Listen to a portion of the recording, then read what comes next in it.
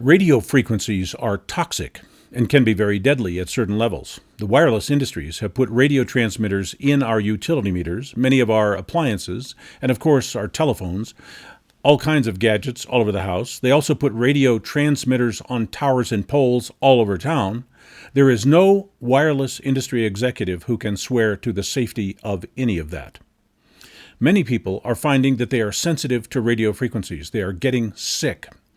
And there seems to be no one who will even believe that they are sick, much less be able to help them. The wireless industries have a standing policy to simply deny all claims of inquiry about negative health effects of radio frequencies. They are making a lot of money by providing wireless services, and the biological hazards of this avalanche of radiation into our living spaces is a very inconvenient factor in the wireless gold rush. Of course, wireless industries spend hundreds of millions of dollars in advertising in all of our mainstream media, and as a result, the mainstream media is more than happy to downplay and suppress any information that would discourage us from using wireless services and devices. That means you are not getting very important information that you should be getting. For instance, you should be allowed to know the particular symptoms you might suffer if you are overexposed and being harmed by radio frequencies. Here's a short list. Some of these symptoms, injuries, and diseases take 5 years or more to develop, so by the time you see those symptoms, it is far too late to avoid serious disease and possibly death. The more immediate symptoms that can help you detect the exposures are in red. Again, not all of us feel all the symptoms, but no one can escape long-term damage from excess radio frequency exposure. It is bad for you, and radio frequencies are now everywhere. Our environment is saturated. Those items in red could tell you right away that you have too much radio frequency exposure in your living spaces. Everyone has a different level of sensitivity to radio frequencies, so while you might feel fine, another member of your family might be having symptoms or health issues from the same exposures as you are getting. So someone in your house might start suffering sleep disturbances, headaches, memory loss, cognitive impairment, or changes in personality and relationships. To make this worse, these people usually have some difficulty in convincing their loved ones that there is a problem. The short-term effects of oxidative stress might be high blood pressure or susceptibility to infection or infectious disease. Endocrine damage can push you toward diabetes and various glandular disorders. These symptoms may be more gradual and less specific. Of course, all of these represent serious health problems down the line, whether we have immediate symptoms or not. There is no one who is immune to damage from radio frequencies, so if you do not have short-term symptoms, it does not mean you are not going to have long-term damage. In fact, if you are not careful to avoid the exposures now, you may have more long-term damage than a person who was sensitive to begin with. Fertility and reproduction may be one of the big ones here. The birth rate of the developed world has slowed down sharply in perfect correlation with the growth of the use of wireless technologies. Men who carry cell phones in their pocket generally have 50% lower sperm count than men who don't.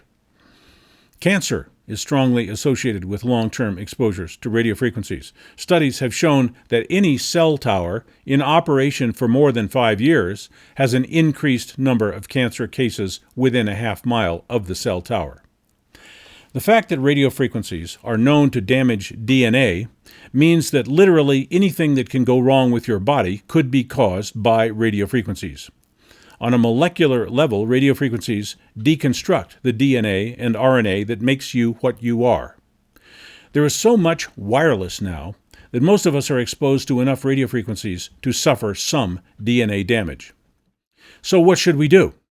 The first thing is to reduce your physical exposure to radio transmitters, especially the ones you carry around on your body and in your hand. Minimize the use of appliances and devices that have radio transmitters. Just get rid of them if possible. Otherwise, keep them as far away from your body as possible. Sometimes metallic shielding can be helpful. EMF shielding clothing is also available, but shielding in generally is not as good a solution as eliminating or escaping the exposures. The transmitters in Wi-Fi routers can be turned off and hardwired with Ethernet cable. If you live in an area where there are a lot of cell towers, 5G antennas, or high-power electric lines, make plans to move as soon as you can. There is little you can do to protect your health when a large set of transmitters and electric field generators are all around you. Most people do not know that electric fields, sometimes called transients or dirty electricity, are just as harmful as radio frequencies. Dirty electricity penetrates most of our homes and workplaces from wiring because of certain characteristics of smart meters, wiring errors, and electric motors in our appliances. Electric fields cannot be shielded like radio frequencies. They penetrate everything like gravity or magnetic fields. Dirty electricity calls for installing line conditioners on the wiring circuit to restore clean current to the lines. We have more information on how to do that at emfhelpcenter.com. One of the most difficult problems for both dirty electricity and radio frequencies are electronic utility meters, because you can't simply throw them away. But many people say these are the worst sources of dirty electricity and radio frequencies that they have to contend with. Most utility companies refuse to admit this problem and refuse to provide the traditional safe and lawful electromechanical meters. But there are some special ways that you can mitigate the harm and hazard of electronic utility meters without going into ugly battles with your utility company. That information is at emfhelpcenter.com under the column titled Solutions. Our wireless industries and government regulators seem to think there is no limit to the amount of toxic frequencies we may be exposed to.